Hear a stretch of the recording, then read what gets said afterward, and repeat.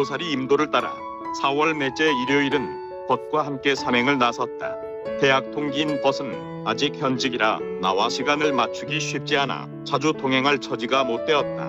우리는 지난 3월 둔덕에서 미살령을 넘어가야로 나간 이후 다시 마산역 광장에서 만나 농어촌 버스를 타기로 했다. 번개시장 들머리에서 김밥을 마련해 둔덕 종점으로 가는 76번 농어촌 버스를 타고 마산 시내를 관통해 반박고개를 넘었다.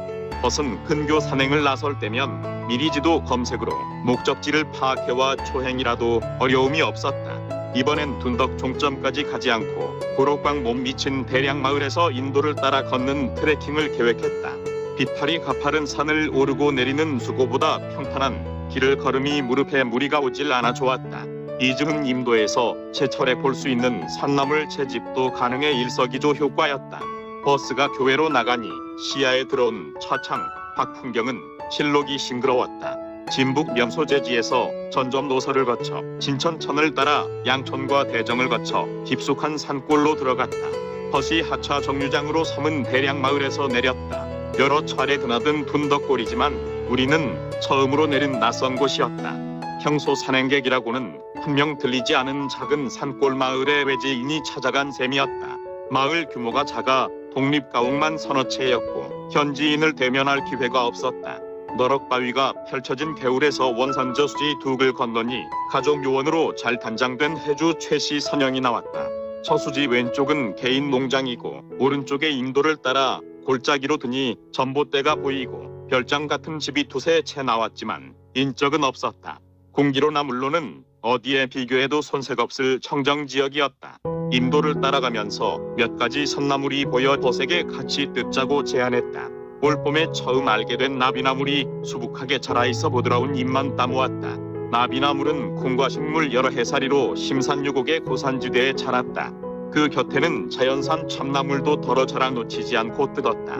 봄이 무르익은 계절이고 가뭄이 지속되어 산나물이 쉬어가고 있긴 해도 아직 늙지 않은 편이었다. 임도를 따라 더 깊숙하게 들어가니 참취도 보였다.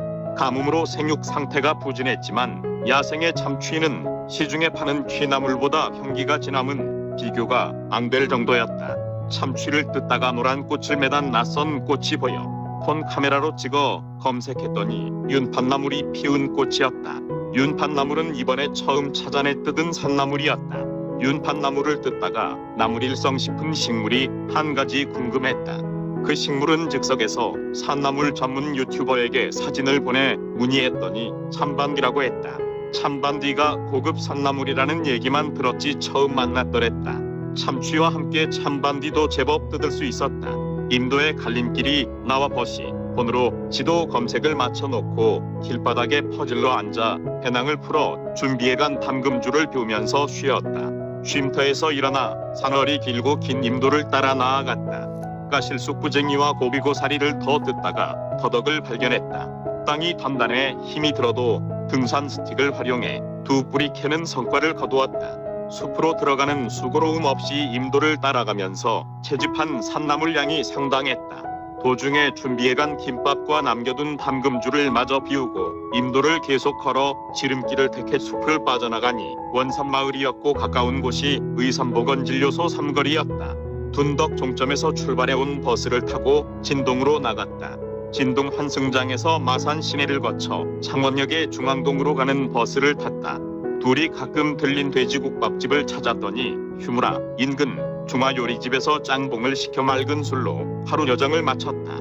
배낭과 보조가방 채워진 산나물은 귀갓길의 선배와 지인에게 나누었다.